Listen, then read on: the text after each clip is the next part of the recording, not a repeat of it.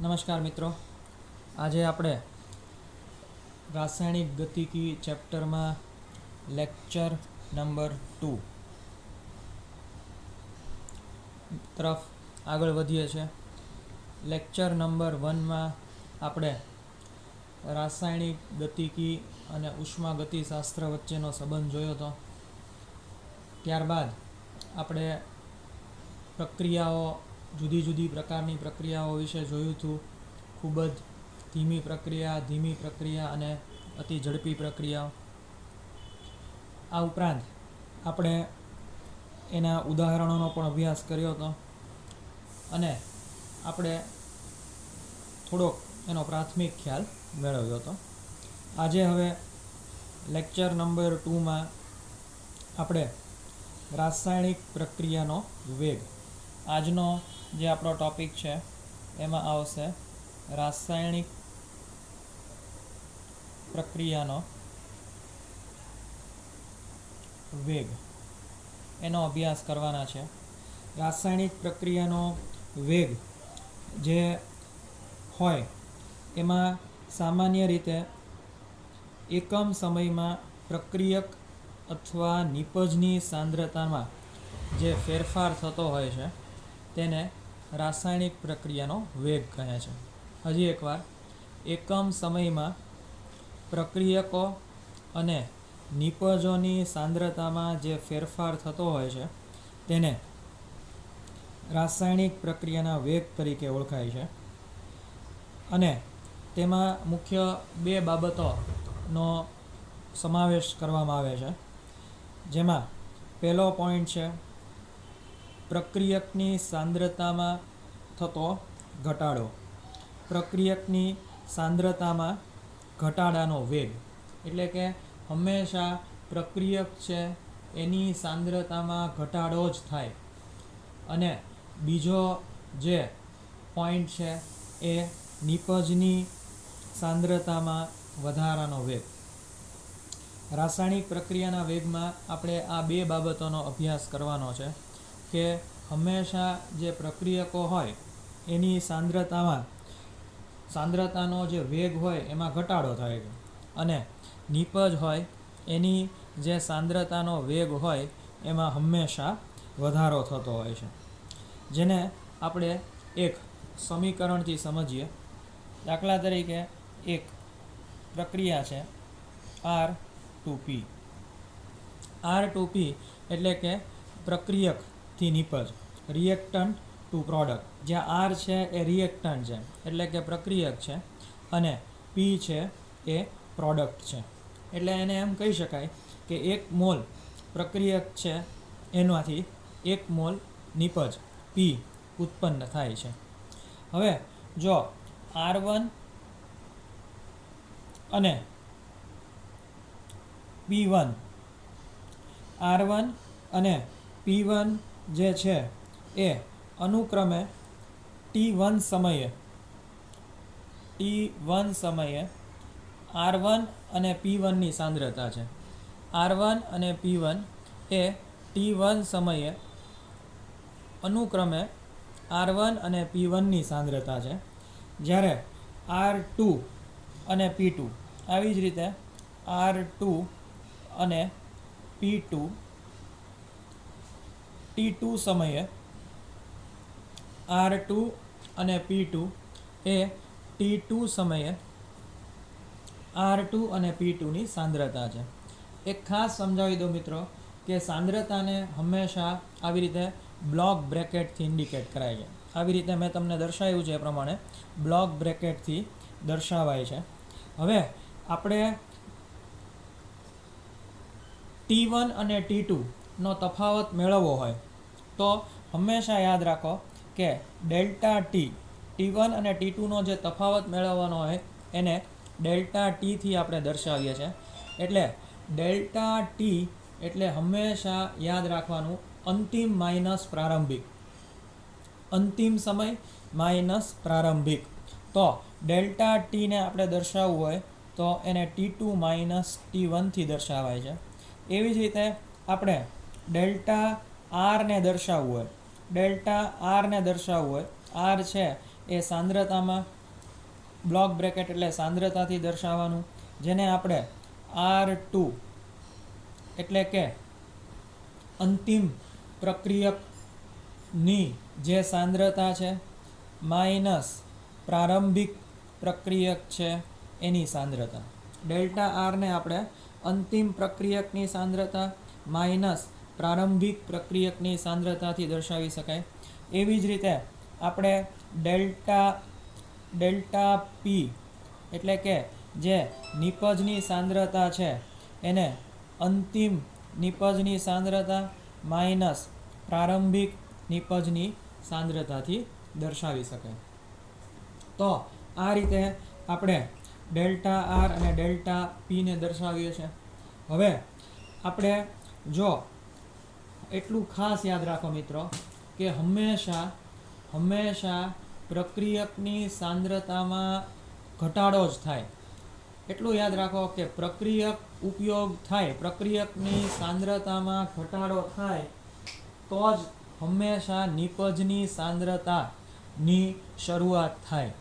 હજી એકવાર આ પોઈન્ટ ખાસ સમજો મિત્રો કે પ્રક્રિયકની સાંદ્રતામાં ઘટાડો થાય તો જ હંમેશા નિપજની સાંદ્રતામાં વધારો થાય છે. તેથી હંમેશા પ્રક્રિયક હોય એમાં આપણે જ્યારે લખવું હોય એટલે કે આર જે છે એનો અદૃશ્ય થવાનો વેગ લખવો હોય, આરનો અદૃશ્ય થવાનો વેગ લખવો હોય તો એને હંમેશા આપણે આવી રીતે લખી શકીએ minus delta R by delta T.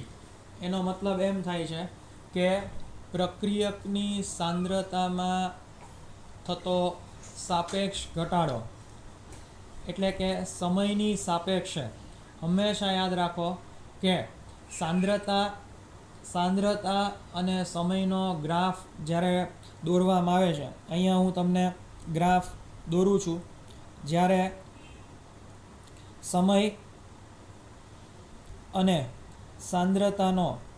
સાંદ્રતા વર્સિસ સમયનો જ્યારે ગ્રાફ દોરવામાં આવે છે ત્યારે હંમેશા તમે જોઈ શકો છો કે સાંદ્રતામાં ઘટાડો થાય છે સમયની સાપેક્ષે. સમય વધતો જાય છે એટલે હંમેશા સાંદ્રતા ઘટતી જાય છે, પ્રક્રિયકની સાંદ્રતા ઘટતી જાય છે.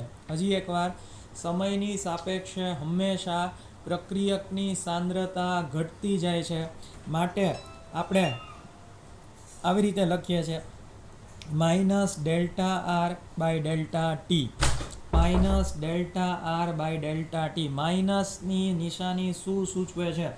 ખાસ યાદ રાખો, માઇનસની નિશાની એમ સૂચવે છે કે સમયની સાપેક્ષે પ્રક્રિયકની સાંદ્રતામાં ઘટાડો થાય છે. જે ઘટાડો થાય છે એ સૂચવે છે કે માઇનસ સાઇન એટલા માટે લખેલી છે. એવી જ રીતે આપણે સાંદ્રતા વર્સિસ સમયનો ગ્રાફ ડ્રો કરીએ નિપજ માટે. તો પીનો દ્રશ્ય થવાનો વેગ, આમાં આરનો અદૃશ્ય થવાનો વેગ, તો અહીં આપણે એમ લખી શકીએ કે પીનો દ્રશ્ય થવાનો વેગ.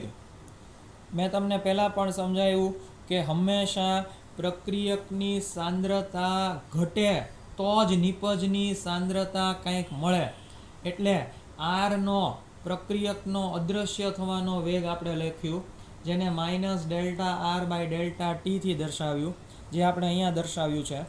તો પી તો જ દૃશ્યમાન થાય, એટલે પીનો દ્રશ્ય થવાનો વેગ, જેને આપણે પ્લસ અથવા પ્લસ ન મૂકીએ તો ખાલી ડેલ્ટા પી બાય ડેલ્ટા ટીથી દર્શાવી શકાય. પ્લસ મૂકીએ તો વધારે સારું, એટલે કે નિપજ બાજુ સાંદ્રતામાં વધારો થાય છે એટલે આપણે પ્લસની સાઇન મૂકી છે. આપણે વધારો થાય છે માટે પ્લસની સાઇન મૂકી છે. અહીં મેં ગ્રાફ દોરેલા છે. ગ્રાફમાં સાંદ્રતા વિરુદ્ધ સમયનો ગ્રાફ છે. તો તમે જોઈ શકો છો કે સમયના વધવાની સાથે પ્રક્રિયકની સાંદ્રતા ઘટે છે. સમયના વધવાની સાથે પ્રક્રિયકની સાંદ્રતા ઘટે છે, જેને આપણે આ ગ્રાફથી દર્શાવ્યો છે. જ્યારે આપણે અત્યારે હવે નિપજનો જે ગ્રાફ દોરવા જઈ રહ્યા છે, એમાં તમે જોઈ શકો છો કે સમયના વધવાની સાથે સાંદ્રતામાં પણ વધારો થાય છે, જેને આપણે ગ્રાફમાં જે ઢાળ છે એને આપણે આવી રીતે દેખાડ્યો છે.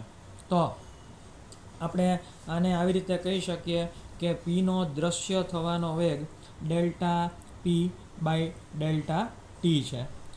તો આ રીતે મિત્રો સામાન્ય રીતે આપણે રાસાયણિક પ્રક્રિયાનો વેગ છે એ આપણે આવી રીતે દર્શાવીએ છીએ. તો પ્રક્રિયાના વેગના એકમો.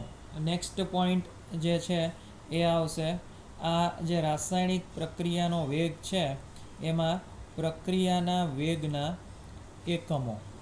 તો મેં તમને જેમ પહેલાં સમજાવ્યું એ પ્રમાણે ગોખવાનું નથી. આપણે પ્રક્રિયાનો વેગ આપણે જોઈએ તો વેગ બરાબર સૂત્ર આવું કંઈક છે, minus delta R by delta T.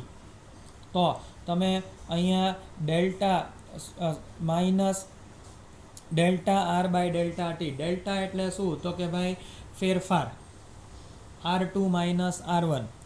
અને તમને મેં પહેલાં પણ કીધું છે આવી રીતે બ્લોક બ્રેકેટમાં મેં દર્શાવ્યું છે.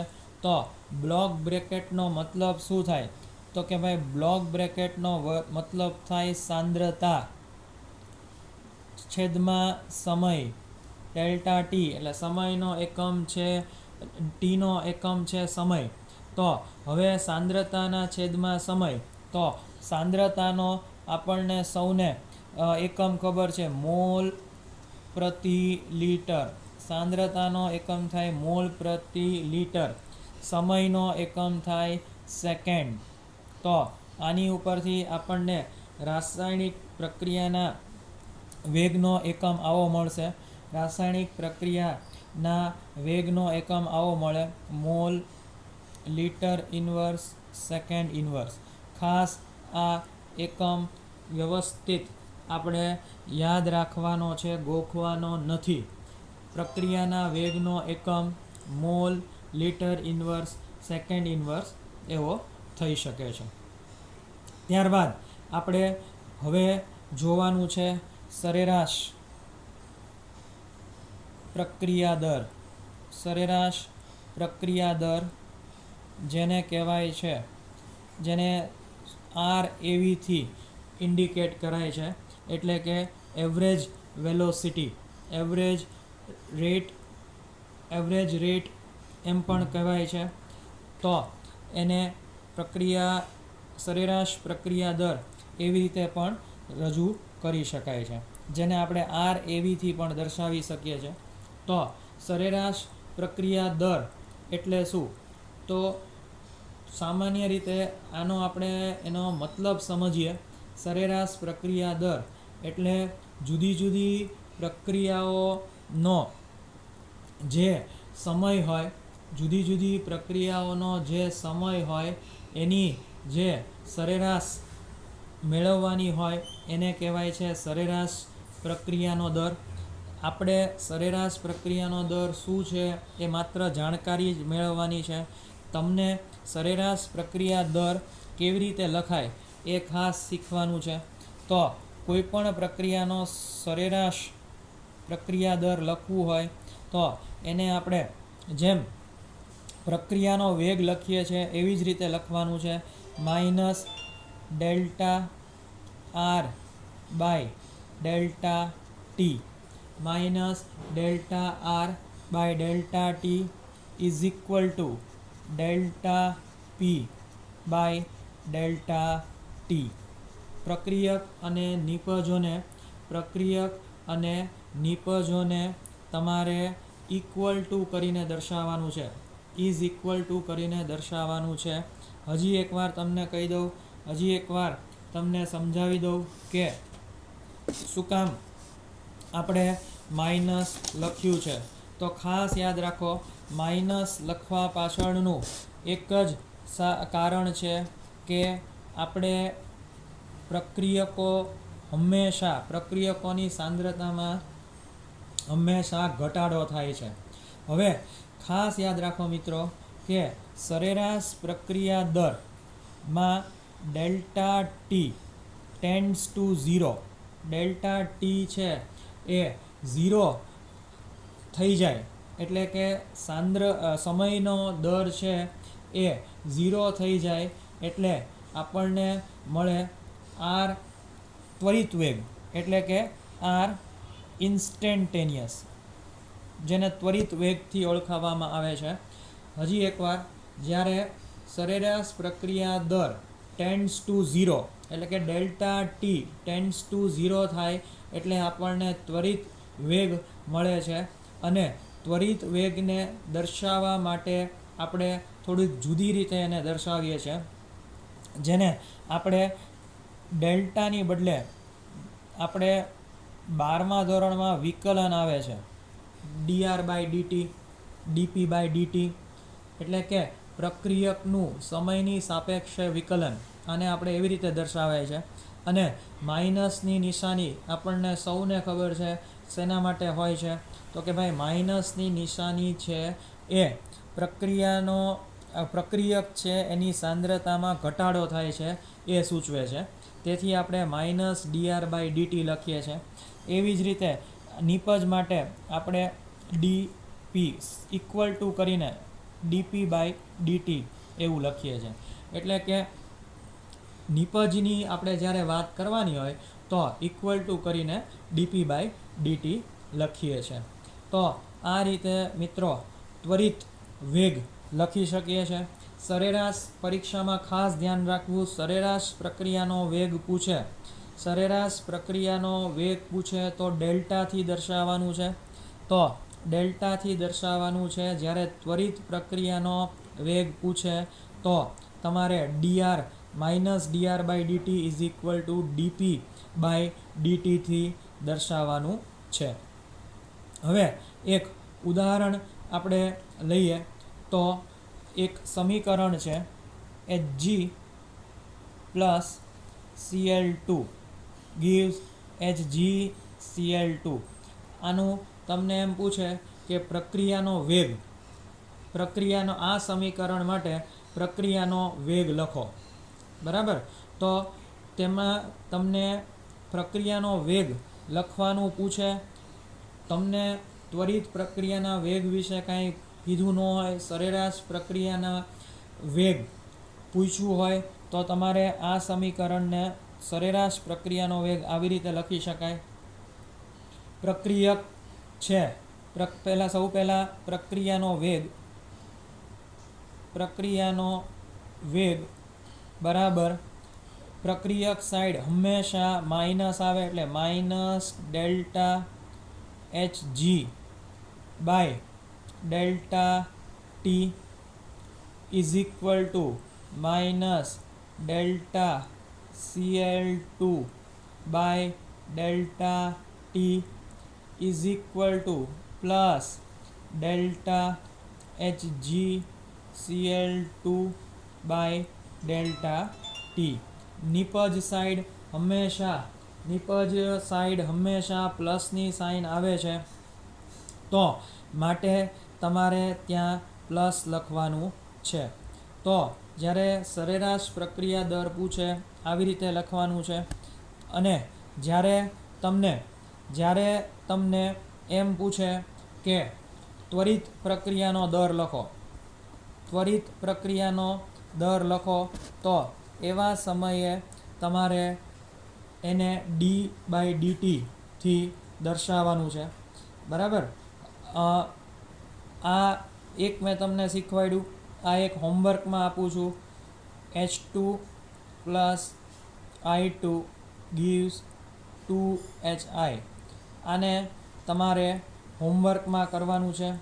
આ ઉપરાંત તમને બીજી પણ ઘણી બધી પ્રક્રિયાઓ છે જેનો પ્રક્રિયાનો વેગ લખવા માટે તમને ટેક્સ્ટબુક જોશો, સ્વાધ્યાયના દાખલા જોશો તો તમને એમાં ઘણું બધું પ્રક્રિયાના વેગ કઈ રીતે લખવો એનું તમને શીખવાડેલું છે.